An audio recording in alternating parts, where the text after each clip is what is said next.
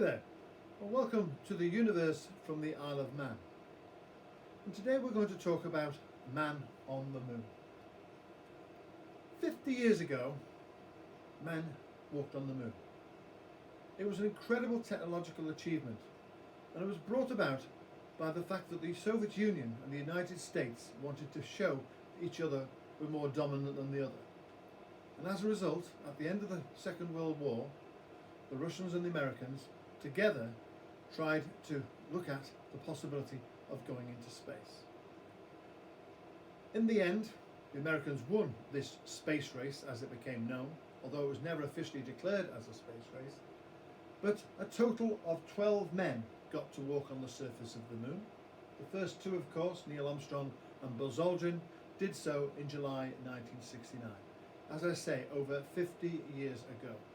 And anyone under the age of 55 probably does not remember anything about it, but it has been reported extensively in the newspapers, on the internet and television, and of course it was all part of the American program, the Apollo program, that successfully achieved the goal of landing a man on the moon and returning him safely to the Earth.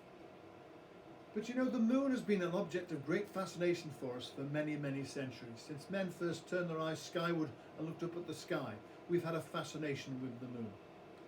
Jules Verne, and H.G. Wells after him, wrote science fiction books on the possibility of men going to the moon, and it was seen as a work of fiction. It was a work of fiction. But it wasn't until the space race started in 1957 that we began to realise that perhaps we could actually achieve the goal of landing a man on the moon. After the first Sputnik was launched in October 1957, 2 years later, lunar exploration started. The first probe to the moon didn't work, Lunar 1, but the next probe, the Americans tried their Pioneer probe, which was also unsuccessful, but the Russian Lunar 3 spacecraft actually flew past the back of the moon and took photographs of the reverse side of it, or the far side as it's more correctly called. It isn't a dark side, there's no such thing as the dark side of the moon. The moon alternates between light and dark, just like our Earth alternates every 24 hours between light and dark, night and day. Well, the moon does exactly the same, but it does it over a 28-day period, because that's how long the moon takes to spin on its axis, which incidentally is how long it also takes to go around the Earth, which means why we get these phases which we see regular as clockwork every 28 days. But this photograph here and the other one next to it show the far side of the moon. Totally different landscape to what we see on the near side of the moon. And as a result, these pictures just fired up the imagination once more that maybe the moon is within reach. Maybe we could get men to walk on the surface of the moon. Well, 2 years later, the Soviet Union did something unthinkable. Well, when I say it was unthinkable, it was unexpected, in that the Americans were looking at the possibility of putting a man into space, and then, lo and behold, the Russians beat them to it by some considerable margin.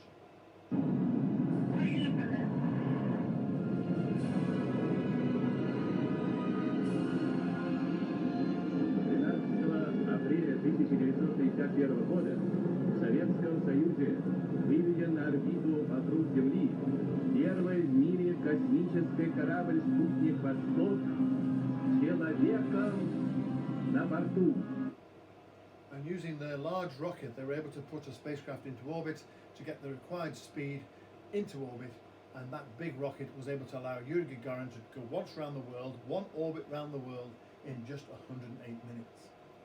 Meanwhile, over the United States, they too were working on their man in space program, but their rocket they were going to use initially did not have sufficient power to launch a man into orbit. So the first test flight of a Mercury spacecraft now was done in 1961, not long after the Soviet Union did Yuri Gagarin's flight. Literally a matter of weeks later, Alan Shepard went into space on his spacecraft. You see here, the Redstone vehicle is not as powerful as the Russian vehicle, which is why we didn't go into it. On board, Alan Shepard, who's become the first American astronaut. Yes, sir. Reading you loud and clear.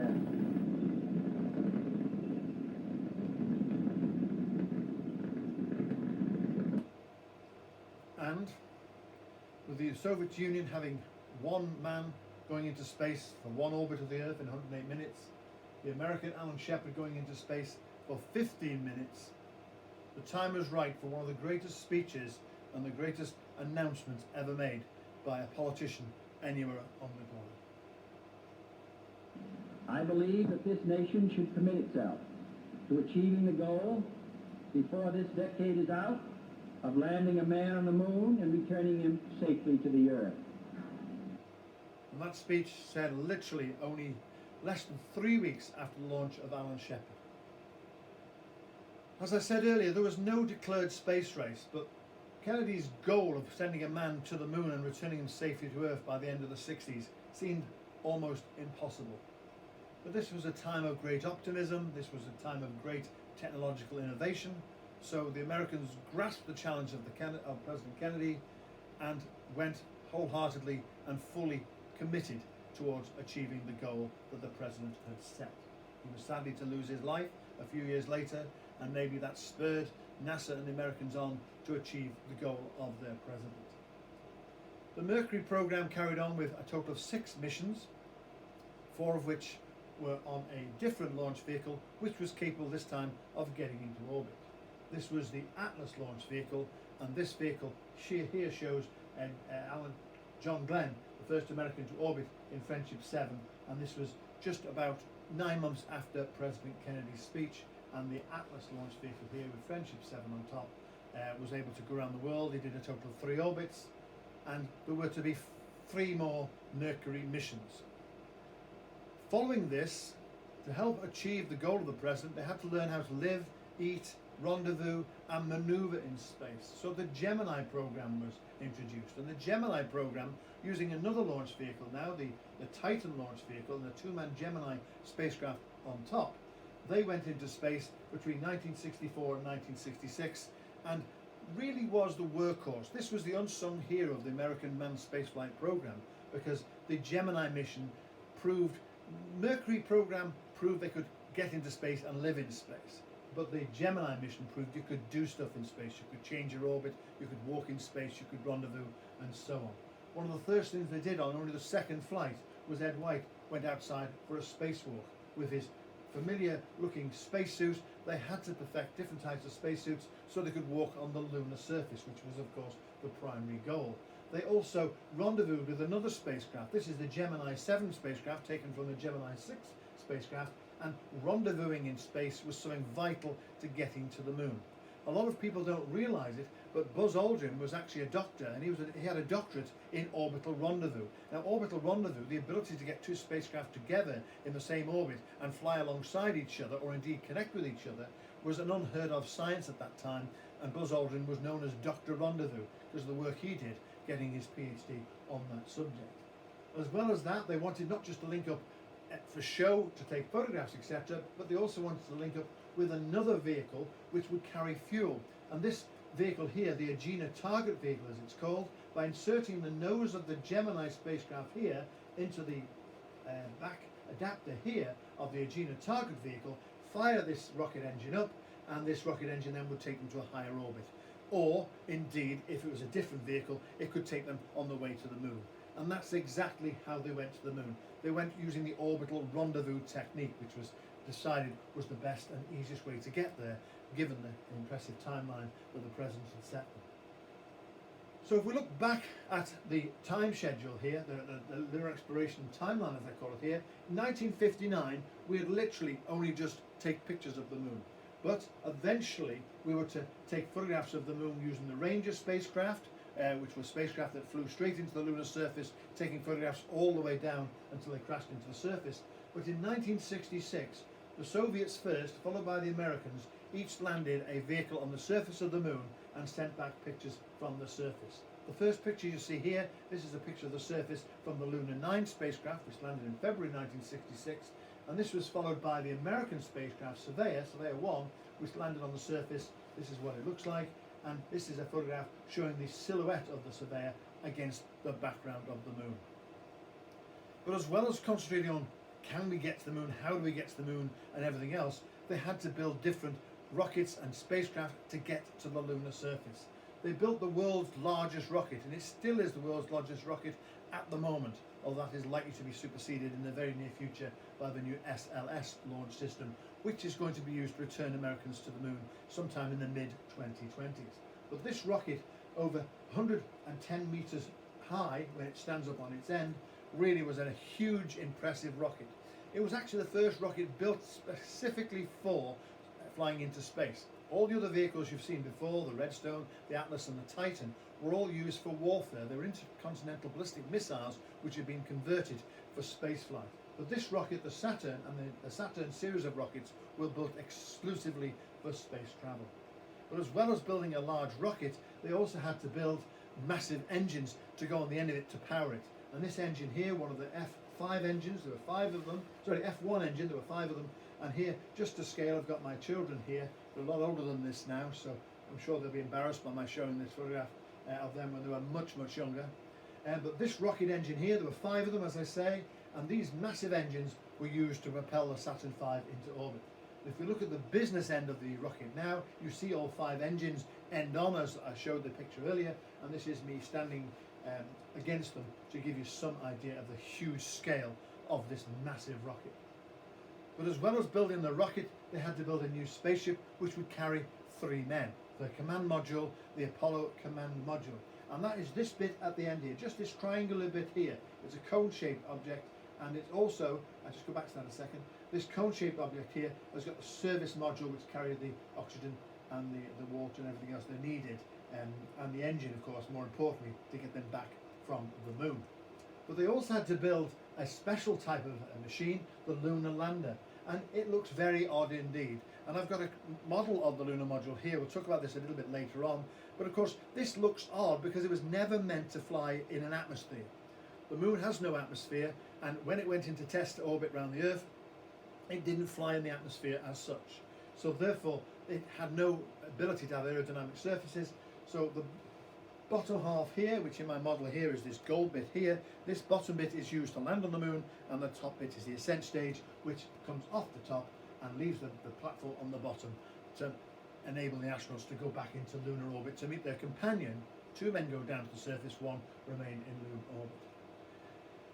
So the Apollo program followed the Gemini program, and in January 1969, having had just 2 test flights of the Apollo spacecraft, Apollo 7, which tested the spacecraft worked satisfactorily.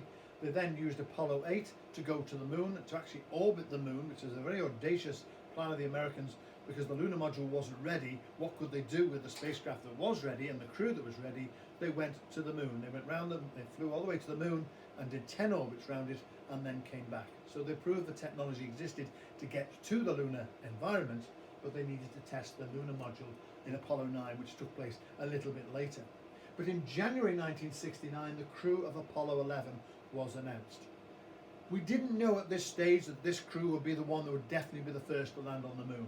It was likely, because the plans were going as predicted and as forecast, everything seemed to work satisfactorily, but Neil Armstrong, Mike Collins and Buzz Aldrin were selected and announced on the 9th of January 1969. If something had gone wrong with Apollos 9 or 10 or even 11, it may well have been that we'll be talking about Pete Conrad and Alan Bean, because that was the Apollo 12 crew that did go to the moon, but after Apollo 11. But this crew was selected. They then had to test the lunar module in Earth orbit. They then tested the whole thing in lunar orbit with Apollo 10, and they were about ready to go to the moon. So just 5 months before the end of President Kennedy's deadline, which was set back in 1961, after having had 6 missions of a Mercury spacecraft with 1 man on board each, having had 10 Gemini missions, each comprising 2 men on board a spacecraft, and having had 4 Apollo test flights. This is the Saturn 1B now, used for the low Earth orbit flight of Apollo 7. It was used subsequently in other missions I'll talk about later. But after 4 Apollo missions, and having tested that the lunar surface was capable of supporting the weight of the spacecraft, and indeed the environment was sufficient to allow an astronaut to get there safely and to come back hopefully, they were ready to launch to the moon. And on the 16th of July 1969, this was the scene at Cape Kennedy as they launched Apollo 11 to the moon. 20 seconds and counting. T-minus 15 seconds. Guidance is internal. 12, 11, 10, 9. Ignition sequence start. 6, 5, 4, 3, 2, 1, 0. All engine running. Liftoff. We have a liftoff. 32 minutes past the hour. Liftoff on Apollo 11. Tower cleared. We got a roll program. Neil Armstrong reporting the roll and pitch program, which puts Apollo 11 on proper heading. And then, just 3 days later, just over 3 days later, on the 21st of July 1969, having landed successfully the previous evening, they set out to go for a walk on the moon. And this was the scene as Neil Armstrong came down the ladder, stood with his hand holding onto the ladder there, at the bottom of the ladder, about to set foot on the moon, where he said those famous words that I think most people have heard of and can recite, even if you've no interest in space. And step off the land now.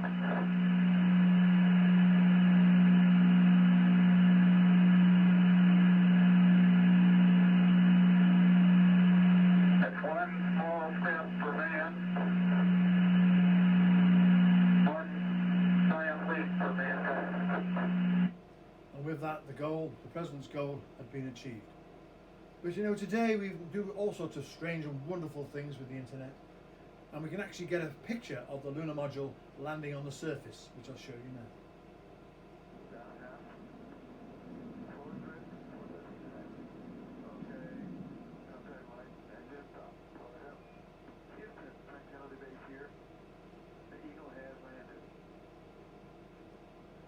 And we can even get a picture of Neil Armstrong setting out down the ladder to land on the surface, to walk on the surface. That's one small step for man, one giant leap for mankind. And yes, you've probably guessed it. This is a picture of a Lego model which I've got before you here. This is a Lego model you can get and build yourself. We had great fun building this, and this is a very good depiction of what the lunar module would look like. I'll come back to that in just a moment. So Neil went for a walk round, Buzz came down and joined him on the surface, and eventually they had achieved totally the goal of landing on the moon. And here we are, we landed in the Sea of Tranquility over here, at what was to become known as Tranquility Base, and there's Neil and there's Buzz, and this is their mission badge that they had designed prior to the mission. An interesting point about the mission badge for Apollo 11, which I'm also wearing on my t-shirt here, they show the American Eagle, but they do not show the names of the crew on the badge. It's the only mission that NASA did not have the names of the crew on the badge. The significance of that voyage, the significance of that mission was such that they didn't want to personalize it. We all know it was Neil Armstrong and Buzz Aldrin and Mike Collins, but they didn't want to personalize it. They wanted it to be an emblem of exploration. And an interesting little footnote, Mike Collins actually designed the badge, and when he designed it, he had the eagle with outstretched talons. And this was thought to be a bit aggressive. So what they did, they put an olive branch in the outstretched claws of the eagle as it comes down to land on the moon. So, in total, a total of 12 men got to walk on the moon between 1969 and 1972. And you know, from a local point of view, 3 of those men have actually been to the Isle of Man, and I'll talk about that a little bit later on. But eventually, after having their walk around and they'd been to the moon, they'd done exactly what they wanted to do, they'd made sure they could get there and get there safely. They then had to leave the lunar surface, and in doing so, they fired up the ascent stage of their lunar module. And here we've got my model here. You can actually take the ascent stage off, and the engine fires, and up it goes into lunar orbit, where they met with Mike Collins, and they came back safely to Earth. One technical problem with my model here, I've left poor Buzz on the ladder and Neil down there looking at him. So I think I better put the ascent stage back on so they can make a successful journey back to the Earth.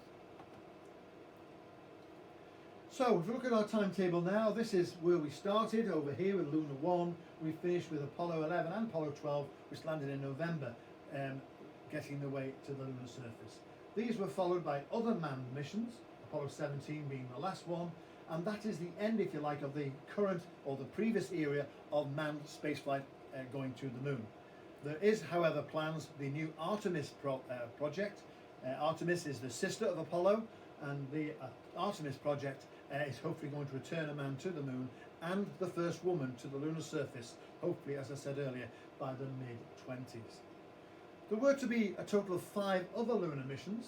The Apollo 12 mission launched in November 1969. They actually got 2 missions to the moon by the end of the President's deadline, and Apollo 12 landed over here in the Ocean of Storms. The 2 astronauts, Pete Conrad and Alan Bean, landed in the Ocean of Storms, and this is their patch with the names on. Interesting little footnote about Pete Conrad, amazing character. He swore that he was going to do something different than Neil when he set foot on the moon, and someone bet him $50 he wouldn't say something frivolous. Well, Pete Conrad was a small bloke. He wasn't that particularly tall. He had to be quite small to be an astronaut to fit in the spacecraft. But Pete Conrad was about 5'6", and when he came down the ladder, his first words on the lunar surface were, "That might have been a little one for Neil, but it's a big one for a little guy like me." I understand someone promised him $50 for that, but he never collected it. But that was Apollo 12, and they made a pinpoint landing right next door to, or right very close to, the Surveyor 3 spacecraft, one of the soft landers I mentioned earlier. And this second picture here also shows the Intrepid, the lunar module, on the lunar horizon, and this is Pete Conrad removing a piece of equipment from Surveyor to bring back to the Earth to see what the condition it's in after being on the moon for about 3 years. And that was Apollo 12. There then followed the next mission, which was Apollo 13. But before that, I just want to remind you all out there to make sure you're very careful. If you get to the moon, remember some fundamental housekeeping facts.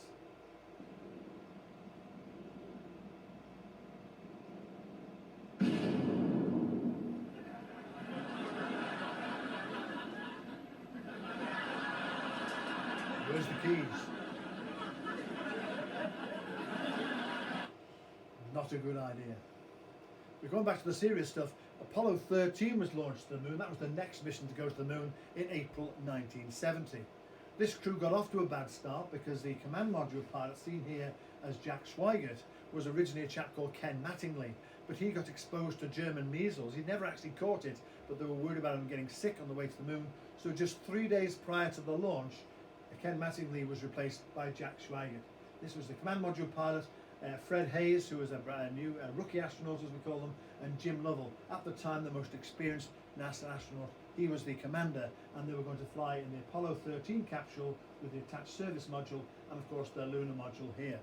But there was to be a serious problem, and I'm sure a lot of you have seen the famous film Apollo 13, because something seriously went wrong on the way to the moon. Okay, Houston, we've had a problem here. What, Gus? Okay. We've had a hardware restart. I don't know what it was. Okay. Houston, we've had a problem. And those words by Jim Lovell were telling us that basically something had happened in the service module, and what had happened, one of the tanks in there had exploded. There was an electrical short, the tank exploded, blew out the side of the service module, and the astronauts were in dire trouble. And that is the subject of one of my other videos on this channel, so if you want to watch that one, it's all the story about Apollo 13.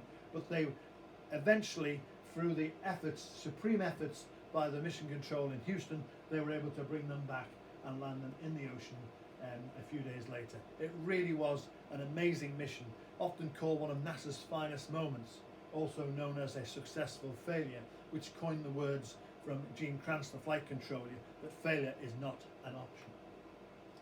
They realised what went wrong with Apollo 13 quite quickly, and by February 71 they were able to try again, and this time they were going to go to the Frau Maro Highlands where Apollo 13 was meant to have landed, and this time they sent with them the first American to go into space, Alan Shepard. Alan Shepard, who had been returned to flight status after a medical problem, he commanded that mission and went to land on the moon. And Alan Shepard actually took a golf club with him and a couple of golf balls, and is famous, amongst other things, for being the first guy and only guy to play golf on the moon.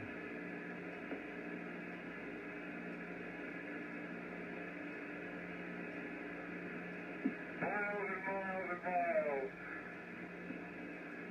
Indeed, it would have gone miles and miles and miles, because in lunar gravity, 1/6 out of the Earth, the ball would have travelled at least 6 times further than it would have done if you'd hit it the same shot on the Earth.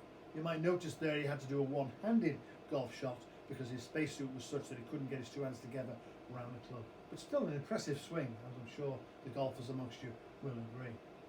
Apollo 14 also started to have a bit of fun. Instead of just going there and getting the work done, they had a bit of fun on the moon. This is actually from one of the later missions, but doing moonwalking turned out to be quite fun due to the gravity of the moon, making it more of a bounce than a walk. Rolling on the moon one day in a merry month of December. May, when much to my surprise, a pair of ugly eyes. Oh, this is a neat way to travel. Isn't it great?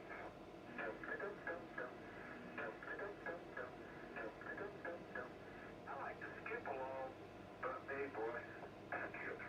It certainly looks great fun, doesn't it? Apollo 15 followed Apollo 14, as you might well imagine, because in July 1971, just 5 months after Apollo 14, they decided to send the Apollo 15 spacecraft, now a bit more ambitious terrain of the Hadley Rill. Now Apollo 15 has got some nice connections with the Isle of Man, which I'll talk about a bit later on. But the two astronauts, Dave Scott and Jim Irwin, this is their badge now, with their names on each side, with Al Warden, the command module pilot, in the middle. They were to land at the Hadley Rill. And they did something there. They did lots of stuff on that mission. They also took a lunar rover with them, and I'll talk about that in a moment. But they also did an experiment, which is a schoolboy experiment we've all heard of. Galileo actually did this, or made this announcement many, many years previously in the 17th century. And what Dave Scott and Jim Irwin, filming him, wanted to see was what would happen if you dropped a feather and a hammer at the same time in a lower gravity environment with no atmosphere. Well, in my left hand I have a feather. In my right hand a hammer. And I guess one of the reasons we got here today was because of a gentleman named Galileo a long time ago who made a rather significant discovery about falling objects in gravity fields. And we thought that where would be a better place to confirm his findings than on the moon. And so we thought we'd try it here for you. The feather happens to be appropriately a falcon feather for our falcon. And I'll drop the two of them here, and hopefully they'll hit the ground at the same time. How about that? Mr. Galileo was correct in his findings. Incidentally, the Falcon feather references the fact that the lunar module, you can see here behind him here, the lunar module was called Falcon. So that was Apollo 15. There then followed the penultimate mission to the moon, Apollo 16, which went in April 1972, and this time they were landing in the Descartes region, a bit further south than where Apollo 11 landed, and this time it was John Young, another very experienced NASA astronaut, and Charlie Duke and Ken Mattingly. Mattingly, you may recall the name of the chap who should have flown with Apollo 13. Well, basically him and Jack Schmitt swapped over. Jack Schmitt went on 13 and Ken Mattingly went on 16. They landed on the moon in Descartes Highlands region, and they also took a lunar rover, and John Young driving it while Charlie Duke filmed him, made this little film which I think you'll find enjoyable. All right. There would be one more stop. Stop that. I'm going to go back to. I'm going to finish that slide now. So in fact, I'm just going to redo that bit. Apollo 16 landed in the Descartes region, which is an area just south of where Apollo 11 landed, and there you've got the astronauts John Young and Charlie Duke. And here's the crew badge here, another eagle on the top here, John Young, another very experienced astronaut, and Charlie Duke, a newcomer, his first time in space, and Ken Mattingly. You may remember Ken Mattingly's name. He was the chap who was bounced off Apollo 13 and replaced by Jack Swigert. So what they actually did was they swapped over. Jack Swigert came forward from Apollo 16 and Ken Mattingly replaced him in Apollo 16. But when they went to the moon, they also took a lunar rover with them as well as on Apollo 15. And they drove this rover, and John Young driving and Charlie Duke commentating gave us this film, which I'm sure you'll enjoy now. There would be one more stop before they got back to the lunar module to close out this EVA. With Duke acting as photographer and Young as driver, they put the rover through a full test. Man, you are really bouncing. Is he on the ground at all? That's 10 kilometers. Huh? He's got about 2 wheels on the ground. Okay, turn sharp. I have no desire to turn sure. Okay, here's a Sharpie. Hey, that's great. He's a big rooster tail out on all four wheels. And as he turns, he skids, the back end breaks loose just like on snow. Come on back, John. And that leads us to Apollo 17, which was the final mission of the Apollo series to go to the moon, and in fact the last time that we've walked on the moon as of today. I hope maybe sometime in the not too distant future some of you might be watching this film and we will have returned to the moon by that date. I certainly hope so. But the Apollo 17 mission was the last mission. There was meant to be an Apollo 18, 19 and 20, but they were cancelled due to budgetary and basically because they'd achieved everything they had to do. So Apollo 17 was launched at night time on the 11th of December, and it went to the moon, and this time they were going to land up here in a place called Taurus Littrow. The commander of the spacecraft was Gene Cernan, and his colleague on the moon was Jack Schmitt, who was actually a geologist, and in the command module was Mr. Evans, who was the astronaut, Roy Evans, who was the guy who was in the command module.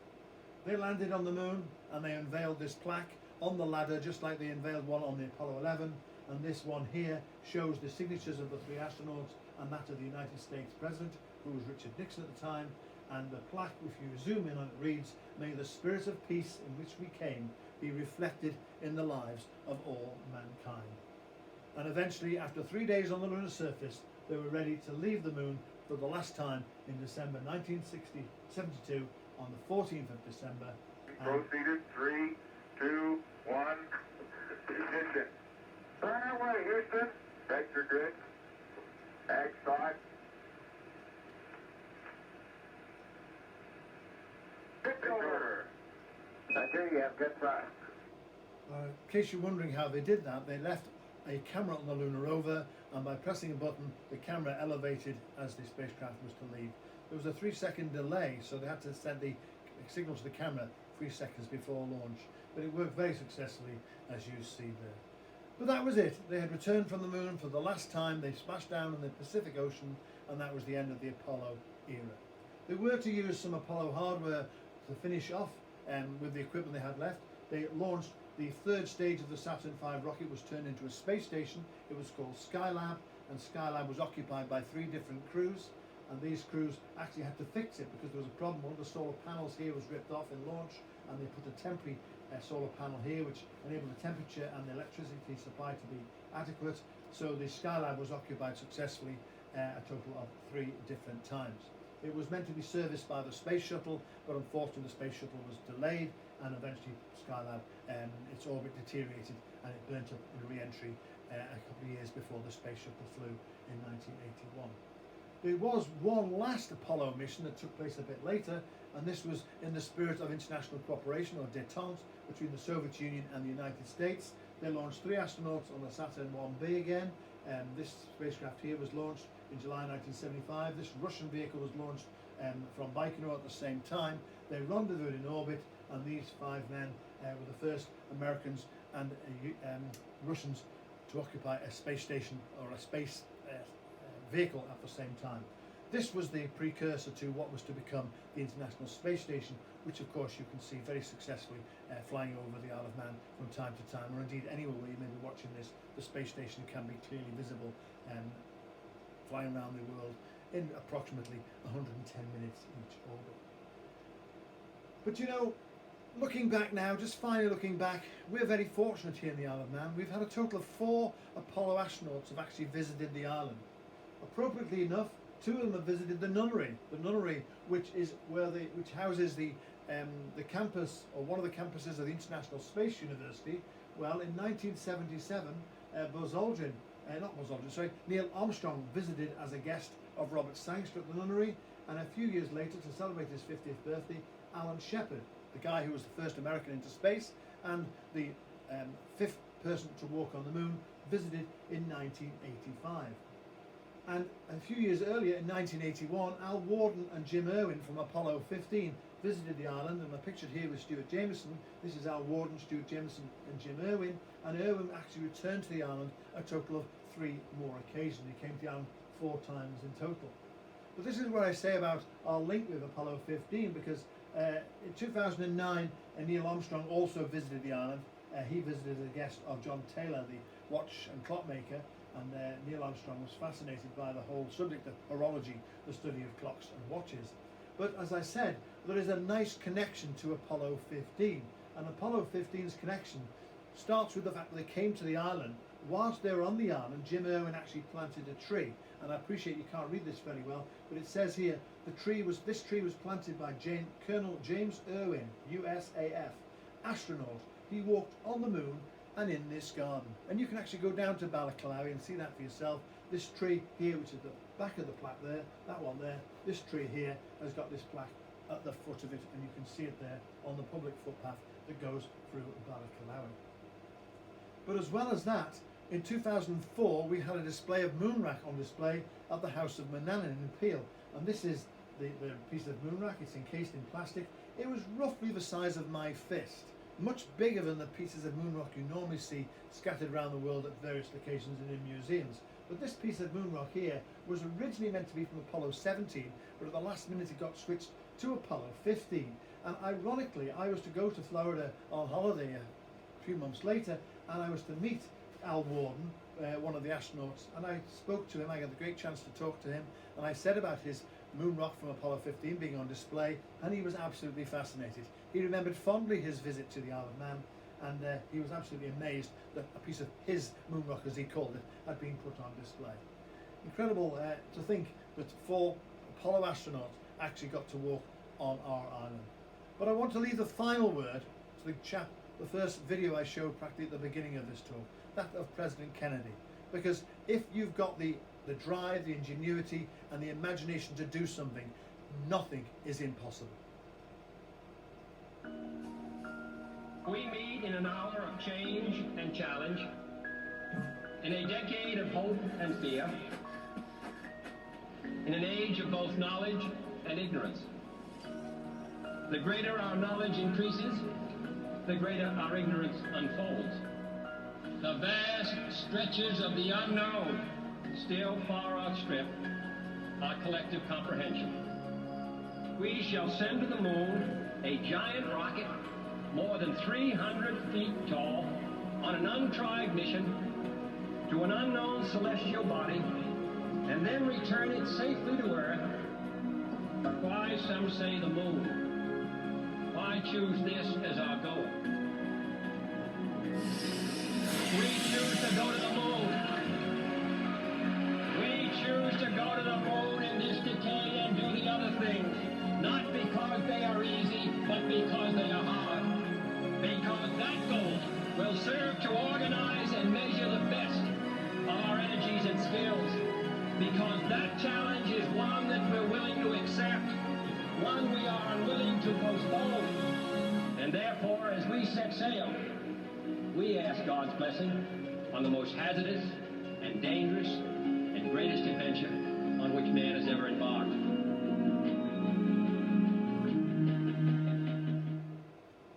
So, remember, if you're prepared to work hard, study hard, there is no limit to where you might end up going and what you might be able to do. So, I'll leave the final word, if you like, to our Manx astronaut here on the surface of the moon. Thank you very much indeed for listening. I hope you've enjoyed it, and please, if you have any comments to make, please put them on the Facebook page or the YouTube page and let me know. Or if you want to send me an email, if you have any questions or queries, please, I'd love to hear from you. But thank you very much indeed.